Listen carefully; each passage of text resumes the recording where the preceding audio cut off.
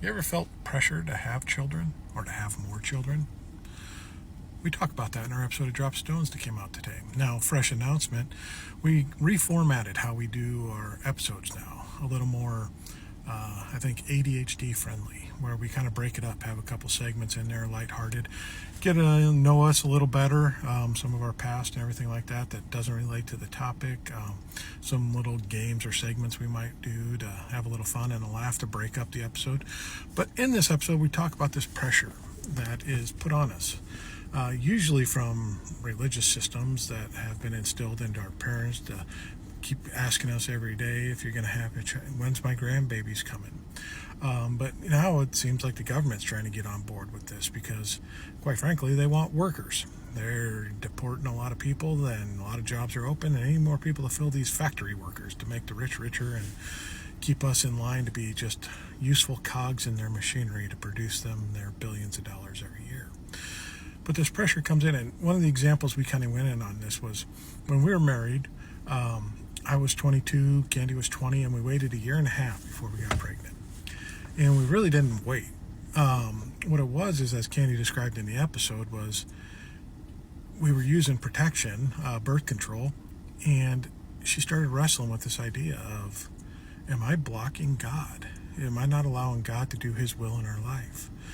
So in this wrestling, she kind of finally succumbed and said, well, I'm not going to be on birth control anymore, so God's will be done. And it was very shortly after there, and we had our first child 2 years after we were married. And we were young. We never really got to experience our 20s. We got to be parents in our 20s and grow up real quick and never really got to know ourselves.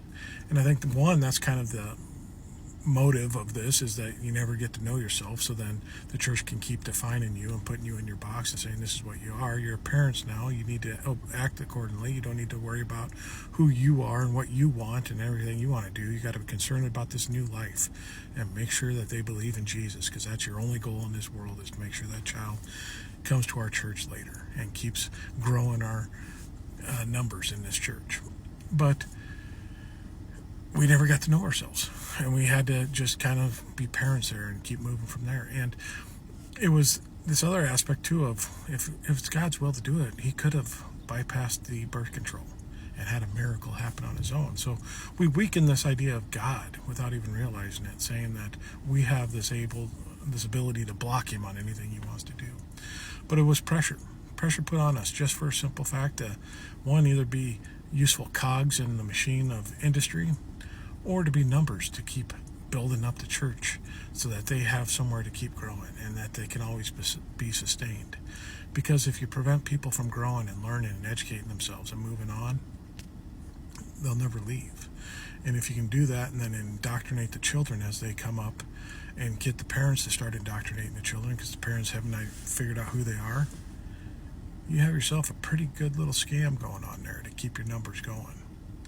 The thing is, and what I'm glad to see, is that the younger generations are waiting until they're in their late 20s, early 30s. They're living some life, figuring out who they are, what they want, what their desires are, and making educated decisions on what they want. Not necessarily listening to the pressures that are put upon them. Good for them. Keep it up. Because children is a decision you need to make. How it's going to affect you and what you want to do in your life. And it needs to be taken seriously. And it doesn't need to be made by your parents, your preacher, or your politician. It needs to be made by you.